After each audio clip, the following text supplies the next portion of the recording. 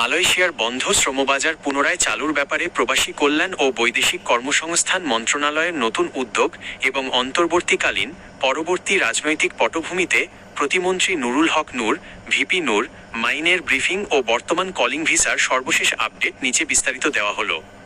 ১. প্রতিমন্ত্রী নুরুল হক নূর, ভিপি নূর এর ব্রিফিং ও page update. প্রবাসী কল্যাণ ও বৈদেশিক কর্মসংস্থান মন্ত্রণালয়ের দায়িত্বে থাকা প্রতিমন্ত্রী নুরুল হক নূর মালয়েশিয়ার শ্রমবাজার পুনরায় চালু করার ব্যাপারে বেশ কিছু অত্যন্ত গুরুত্বপূর্ণ ও আশাব্যঞ্জক তথ্য শেয়ার করেছেন। সিন্ডিকেট বিরোধী কঠোর অবস্থান। প্রতিমন্ত্রী স্পষ্ট জানিয়েছেন, মালয়েশিয়া প্রবাসী বাজারের মূল সমস্যা ছিল নির্দিষ্ট কিছু এজেন্সির সিন্ডিকেট। নতুন নীতিমালায় এই সিন্ডিকেট পুরোপুরি ভেঙে দেওয়া হচ্ছে। স্বচ্ছ ও ডিজিটাল নিয়োগ প্ল্যাটফর্মের মাধ্যমে সরাসরি কর্মী নিয়োগের ব্যবস্থা করা হচ্ছে, যাতে সাধারণ কর্মীদের অভিবাসন খরচ, মাইগ্রেশন কস্ট নিয়ন্ত্রণে রাখা যায়। সরকারি পর্যায়ে উচ্চ পর্যায়ের বৈঠক। মালয়েশিয়ার শ্রমবাজার দ্রুততম সময়ের মধ্যে উন্মুক্ত করতে সরকার সর্বোচ্চ পর্যায়ে আলোচনা চালিয়ে যাচ্ছে। ঢাকার মালয়েশিয়ান হাইকমিশন এবং কুয়ালালামপুরের সংশ্লিষ্ট কর্মকর্তাদের সাথে এই প্রক্রিয়া চূড়ান্ত করার জন্য বেশ কয়েকটি ফলপ্রসূ বৈঠক হয়েছে। আসন্ন শীর্ষ সফরের প্রভাব। মালয়েশিয়া সরকারের সাথে দ্বিপাক্ষিক আলোচনা ও চুক্তি বাস্তবায়নে সরকারের শীর্ষ পর্যায়ের আসন্ন রাষ্ট্রীয় সফর মালয়েশিয়ার বাজার উন্মুক্ত করার ক্ষেত্রে সবচেয়ে বড় অনুঘটক হিসেবে কাজ করবে বলে প্রতিমন্ত্রী আশাবাদ ব্যক্ত করেছেন। ২. মালয়েশিয়া কলিং ভিসার বর্তমান মূল আপডেট ২০২৬।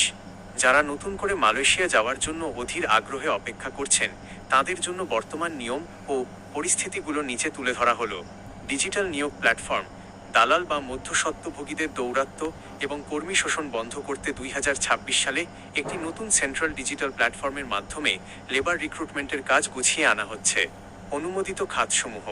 মালয়েশিয়া সরকার মূলত কনস্ট্রাকশন, নির্মাণ, ম্যানুফ্যাকচারিং, উৎপাদন শিল্প, প্ল্যান্টেশন, বৃক্ষরোপণ, কৃষি এবং লজিস্টিক্স সার্ভিস সেক্টরে নতুন কর্মী নেওয়ার প্রক্রিয়া গোছাচ্ছে। কর্মীদের ভিসা বা পাস বুকিংয়ের সুবিধার্থে খাতভিত্তিক রঙিন পাস, যেমন কৃষির জন্য সবুজ, নির্মাণের জন্য ধূসর, চালুর পরিকল্পনা রয়েছে। কঠোর প্রবেশ ও মেডিকেল নিয়ম।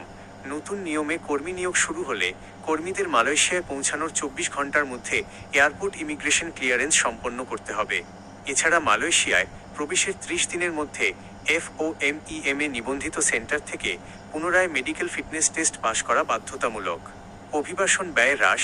বাংলাদেশ সরকারের পক্ষ থেকে মালয়েশিয়া যাওয়ার অফিসিয়াল খরচ সর্বোচ্চ ১ থেকে ১.৫ লক্ষ টাকার মধ্যে সীমাবদ্ধ রাখার জোর প্রচেষ্টা চালানো হচ্ছে। প্রবাসী ভাইদের জন্য জরুরি সতর্কতা। মেডিকেল ও টাকা লেনদেনের বিষয়ে সাবধান।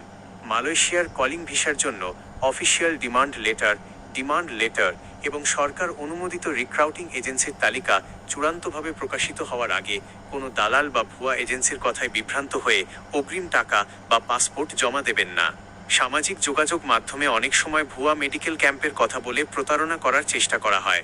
যে কোনো চূড়ান্ত সিদ্ধান্ত নেওয়ার আগে সর্বদা প্রবাসী কল্যাণ মন্ত্রণালয় MOEO বা BMET এর অফিসিয়াল নোটিশ বোর্ড চেক করুন।